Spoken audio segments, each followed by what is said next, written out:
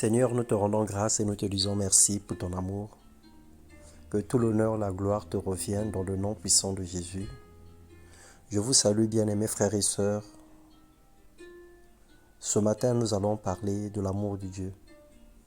Et nous profitons de souhaiter bon week-end à tous. Au regard de ce que connaît le monde aujourd'hui, plusieurs doutent de l'amour de Dieu. Ce doute vient d'une mauvaise connaissance que nous avons de Dieu. La Bible nous parle de l'amour de Dieu en 4 dimensions. Alors, selon Éphésiens, le chapitre 3, les versets 18 et 19, il est écrit « Vous puissiez comprendre avec tous les saints quelle est la largeur, la longueur, la profondeur et la hauteur, et connaître l'amour de Christ. » Alors, l'amour de Christ a 4 dimensions. La première dimension, c'est sa largeur. Sa largeur signifie simplement que l'amour du Seigneur est sans limite. Donc, il s'étend de la gauche vers la droite.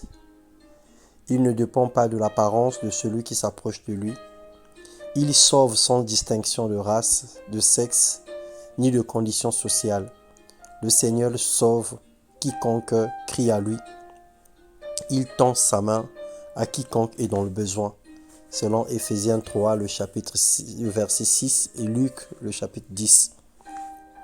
Parlant de Jésus, qui est le bon berger, qui est venu pour sauver, qui est venu pour paître et qui est venu protéger les brebis du voleur. Et la deuxième dimension, c'est la longueur de l'amour de Dieu. La longueur de l'amour de Dieu stipule la compassion.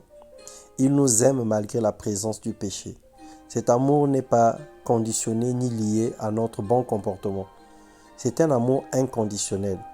Dieu nous a aimés et nous aimera toujours, quel que soit ce que nous sommes et quel que soit ce que nous faisons. Selon Ésaïe 54, le verset 8, Jérémie, le chapitre 31, le verset 3. Et nous parlerons de la hauteur de son amour. C'est en effet d'une façon parfaitement libre que Dieu a fait une alliance d'amour. C'est un amour gratuit et qui ne dépend de rien. Cette dimension de son amour parle de sa souveraineté et de sa grâce infinie, selon Éphésiens, le chapitre 2, le verset 8. Et enfin, la 4e dimension, c'est la profondeur de l'amour de Dieu. La profondeur de l'amour de Dieu n'est autre que le pardon. Dieu accorde son pardon à tous ceux qui crient à lui. La profondeur de l'amour de Dieu va jusqu'au profond de notre misère, mais il ne peut nous forcer sa grâce. C'est un acte volontaire. Le Seigneur désire pardonner quiconque accepte sa grâce. Quiconque se reconnaît comme étant pécheur, la grâce de Dieu vient sur la vie de cette personne. Et le sang de Jésus lui lave et le purifie. Dieu manifeste donc son amour dans toutes ses dimensions. Tout cela a été pleinement orchestré et manifesté à la croix de Jésus-Christ. La largeur de l'amour de Dieu, c'est le salut pour tous. Sa longueur, c'est l'amour qui manifeste de toute éternité et pour toujours. Sa hauteur est un amour libre et gratuit.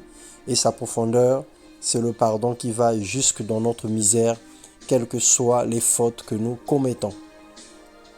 Alors il est notre meilleur ami, le Seigneur. Même si le monde ne t'aime pas, lui il t'aime. L'homme est responsable de la destruction de l'humanité. Dieu n'y est pour rien. Par ailleurs, il essaie sans cesse de nous reconstruire. Il essaie sans cesse de nous redonner la forme. Alors ne tiens pas Dieu pour responsable de tout ce qui se passe actuellement sur la terre. Ne tiens pas Dieu responsable des guerres.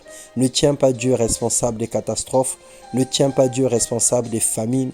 Ne tiens pas Dieu responsable de l'esclavage et de toute forme de maltraitance et des situations difficiles que le monde connaît aujourd'hui.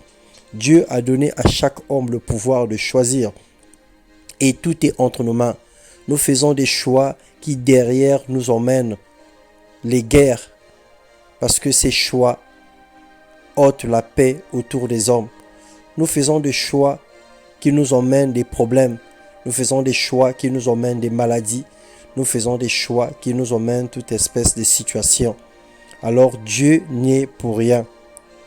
Que le Seigneur nous bénisse Que le Seigneur nous comble davantage de cet amour. Que chacune des personnes réalise combien Dieu est bon, combien le Seigneur l'aime.